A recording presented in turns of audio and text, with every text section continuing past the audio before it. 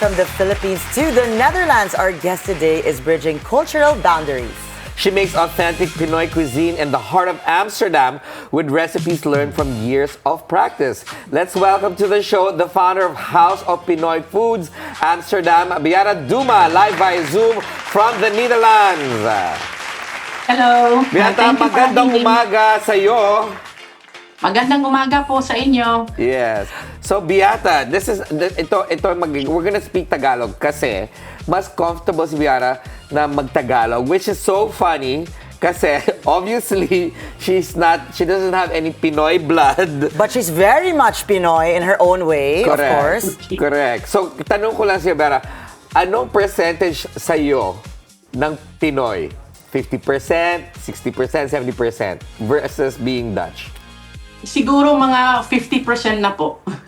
50% na, pero feel ko 99% na dun sa pagmamahal mo. Okay, para sa aming mga viewers na hindi nakakaalam, paano ka natuto mag-Tagalog? Bakit ka napamahal sa wikang Pinoy? So actually na-meet ko ang asawa ko in 2001 dito sa Netherlands po. Tapos taga Eastern Samar naman siya. So actually waray-waray siya. At at may kaibigan din ako sa high school na Filipina. So parang may secret language kami noon kasi syempre mga high school kids gossiping about other friends, other people. So ang ginawa namin yung Tagalog naging language namin. Pero at the time hindi pa talaga ako fluent. Nung na-meet ko naman ang asawa ko, nag-start na ako mag-practice ng Tagalog dahil if ever makaanak kami, importante din sa akin na in touch din sila sa Filipino side nila.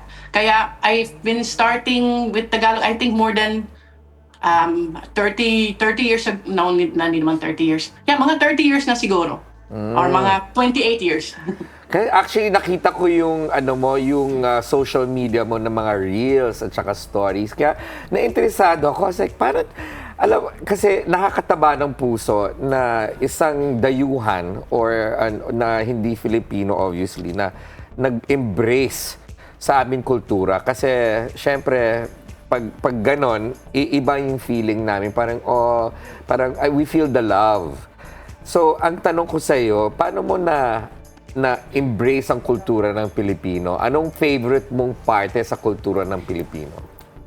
I think po yung favorite part ko talaga is yung mga Pilipino mahilig talaga mag-share, taking care of their family and friends. Mga Dutch, syempre we care about our family and friends pero ibang level talaga ang Filipino. So nung sa kasal namin ni Ranier, yung late husband ko, na-feel talaga ako na parang I was part of the family at once. So parang normally with Dutch family, maybe it takes a while before you just feel like you're really absorbed into the family. But with my the family of my late husband, I felt accepted at once. And I was only 18 when I met him. So parang yung social skills ko at ibang skills ko na-develop pa rin habang bata pa ako. So kaya medyo talaga ako sa Philippines. So masasabi ko talaga na may mga influences din talaga ako sa Filipino culture since I was I think 18 until now. But Beata, hindi lang ang pamilya ng asawa mo ni Rainier, of course, ang nag-accept sa'yo. Dahil buong Pilipinas, lahat ng mga Pilipino dyan, where you are also, mahal na mahal ka na dahil may ginawa kang paborito ng mga Pinoy, pagkain. Okay? So may restaurant ka. Let's talk about the restaurant that you have there at the Netherlands. Can you share us the name? Bakit mo naisipan na Pinoy all the way ang ipamahagi na pagkain? House of Pinoy Foods is the name of actually hindi po siya restaurant, takeaway siya and catering. So, nagde-deliver kami sa mga kasal, mga binyag, mga birthday, at yung mga tao pwede din pumunta sa store na pwede sila kumain doon pero isa lang yung maliit na lamesa, pero mostly for take-out. And nung namatay yung asawa ko in 2019, actually may business na kami pero from home lang. Tapos nag-grocery shopping ako once sa isang Asian store. Tinanong niya ako, bakit ang dami mong binibili ng mga Filipino ingredients? So na-explain ko na may catering business ako. Tapos sabi niya, baka gusto mo makangaraw ng pwesto? Sabi niya, sa likod ng store ko, meron akong maliit na pwesto, baka interesado ka. Tapos napaisip naman ako, sabi ko, mas maganda siguro kung may place talaga kung saan ako pwede magluto para hindi na ako magluto sa bahay. Dun sa ano na lang, sa store na lang. Tapos it worked naman. So we started, that was in Corona. And we're almost 5 years now in the same location. November 7 is our 5th anniversary. Wow, congratulations, malapit na. Anong Yeah, po. unang Pinoy food ang natikman mo? Natikman ko siguro lumpiang Shanghai po. O para kasi Cameron Diaz, mahilig siya sa lumpiang Lumpiang Shanghai, talaga? At saka sa pansit. Talaga? Kasi best friend niya Pinoy sa San Francisco. Okay. So palagi Yeah. siya kumakain ng pansit. Well, Opo. speaking about Naka-adobo daw. Oh, adobo. adobo also. Okay, kung meron kang unang natikman, ano naman ang paborito mong item sa menu ninyo? For now, empanada. Dahil gumagawa kami ng empanada siguro for 1 year now. So, yan pa rin ang favorite ko na yun. Ay, siyempre, ang asawa mo, Beata, waray-waray. Marunong ka Opo. magluto ng mga pagkain na waray. Yeah, just like humba. Humba. That's one of our, just like for mga party, bestseller din namin yan, humba. Siyempre, madaming Bisaya dyan sa Netherlands. Siyempre, obviously, Opo. kasi andyan ang former president, di ba? Madami ba Opo. nag-orders yung galing Hague? Meron din naman po. The Hague, Rotterdam, pero yeah, nakaka-deliver naman din kami minsan sa Den Haag. Kung may medyo malaking order dahil medyo malayo din sa amin, mga 45 minutes drive. Pero meron naman din sa The Hague nag-order sa amin. Yes. Balita namin na sa menu mo rin, paborito naman ng mga Pinoy is your longganisa. Anong secret doon? Anong meron sa longganisa mo? I think may halong talagang kasi yan yung story sa longganisa namin, yan talaga ang favorite story ko dahil yung asawa ko may sakit naman talaga siya. In April 2019, pinasulat niya sa akin yung recipe. Ayaw ko sana isulat kasi sabi ko naman sa kanya, tayong dalawa naman gumagawa, bakit isusulat ko pa? Basta he really insisted na dapat isulat ko talaga sa notes ko sa phone. Tapos, nung namatay na siya, nakita ko na ulit yung recipe. So, I started to make the longganisa sa butcher namin. So, mas more volume. Kaya sobrang special talaga sa akin ang longganisa. Actually, for the ingredients, I think same lang naman. Pero homemade talaga siya at fresh. Hindi siya, basta yung belly talaga ang ginagamit namin. Pinapagiling ko yung belly ng baboy. Tapos so may halo talaga siya, taba at saka laman. Kaya masarap talaga siya. Favorite ko din yun actually sa menu niya namin.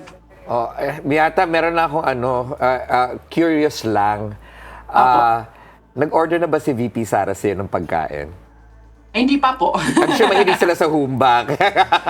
But Opo. ngayon, na alam niya na, din. di ba? Ngayon, I'm alam niya sure na. people will Oo. start ordering. Well, Pinoys lang ba ang nakakatikim ng pagluluto mo? Or are other people lucky enough to be able to try your Filipino cooking? So we have some customers na minsan na dadaan sila sa store, naamoy nila sa dahil sa exhaust namin, kaya yun, tapos papasok sila. So meron nangyari na may mga pumasok na actually hindi talaga nila intention kumain ng Filipino food, pero habang nagba-barbecue kami, naamoy nila siguro yung barbecue, tapos nag-curious din sila. Pero mostly talaga Filipino at mga asawa ng mga Pilipino-Pilipina. Balik tayo sa pamilya mo, sa mga anak mo, kasi nakita ko dun sa reels mo, na gusto mong i-integrate ang kultura ng Pilipino sa mga anak mo para hindi nila makalimutan. And Opo. sabi mo, hindi sila masyadong marunong mag-Tagalog, pero alam nila ang kultura ng Pilipino. Naging mahirap ba sa iyo yun? Siyempre, single parent ka ngayon. Difficult ba sa iyo na explain sa kanila kung na biracial sila, dapat importante ang Pinoy culture sa buhay nila? Actually, hindi ko na, I don't tell them with so many words, but I just do it by my action. So, siyempre, dito sa bahay, nag-prepare ako ng mga dessert. So, alam nila. Tapos, actually, kararating lang namin last Monday galing Pilipinas. Oh, actually, nakita ka nasa poblasyon ka eh. Bumibili siya ng mangga. Doon, at bagoong. Yes. Oo, sa palengke. Okay. Oo. Tapos yung mga anak ko, nagdala din, may mga sila dito, mga pinsan, nagdala sila ng mga pasalubong, automatic na yan sa kanila. So kahit hindi ko ma-explain, ipapakita ko lang sa kanila sa mga ginagawa ko, I think that is enough for the so hindi ko talaga in so many words ini-explain na dapat maggaganyan kayo, pero at least nakikita nila kung ako nagdadala ako ng pasalubong, nagsishare ako ng food,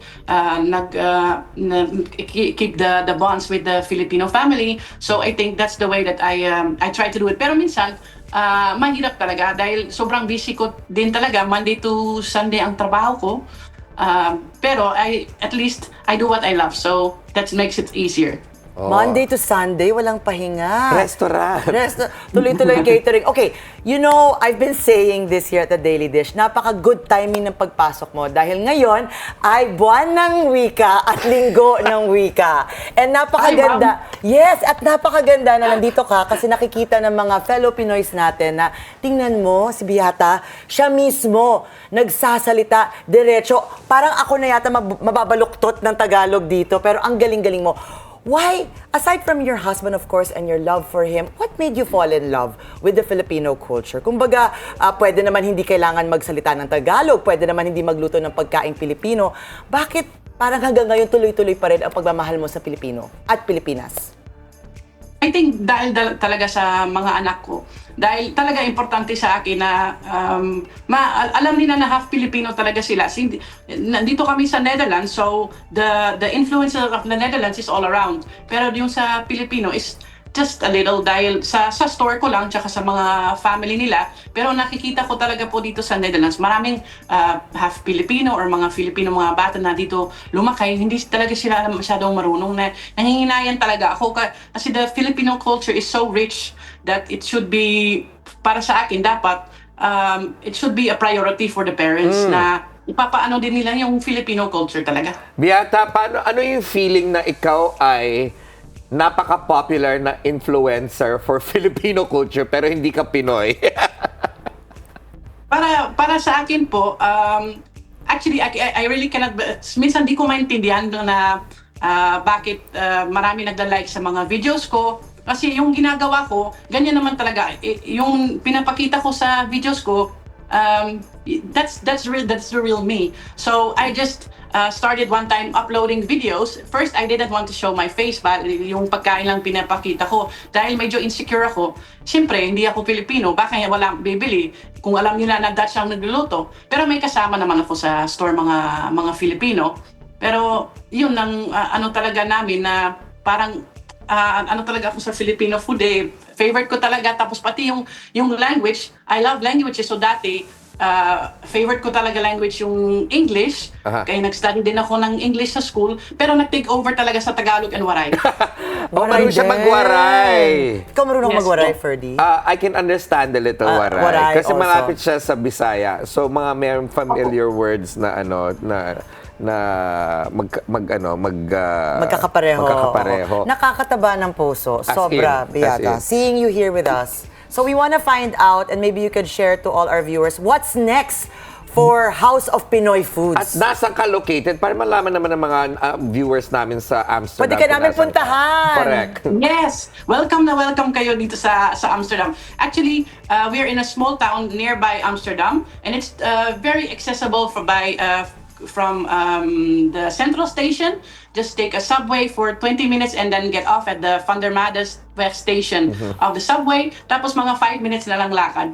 Tapos open kami Thursday hanggang Sunday every week. So na yun, nagbakasyon na ako, so hindi na kami magka-close. Open talaga kami Thursday hanggang Sunday. Gusto ko Tuloy-tuloy actually na. tikman yung pagkain mo. Sayang, umalis ka na, magpapaluto sana kami. But nonetheless, Beata, sayang. Next time po. next time pag uwi mo, meron Opo. ka bang final message para sa mga viewers namin na nandyan, na namimiss ang pamilya nila at pagkain? Yung sa mga viewers, siyempre, first of all, magpapasalamat talaga ako sa mga followers ko at mga taong nagla-like ng video, nagsishare ng video ko dahil siyempre, malaking tulong din yan sa akin sa store ko. Kasi marami pumupunta mga galing ibang bansa, Germany, France, bumibisita din sa store namin. So, nagpapasalamat talaga ako. At what I have to say to all the Filipinos, just be proud of being Filipino because the Philippines is such a nice country and it's such a rich culture na dapat talaga give it priority to make sure to share the culture with your children and your family because it has so much to give. Beautiful message. Ito ang message naman namin dito sa Daily Dish para sa'yo. Oo. Mabuhay ka, Beata Mabuhay Duma. ka. At Super saka- thank you for all that At you do. saka Dankeval sa iyo at sa iyong oras dahil alam namin na nagje-jetlag ka naman kaya gising ka. Thank you so Salamat much. kaayo, Salamat. Beata. Mabuhay ka and we can't wait to meet you in person. Rakadan, maraming salamat din sa inyo.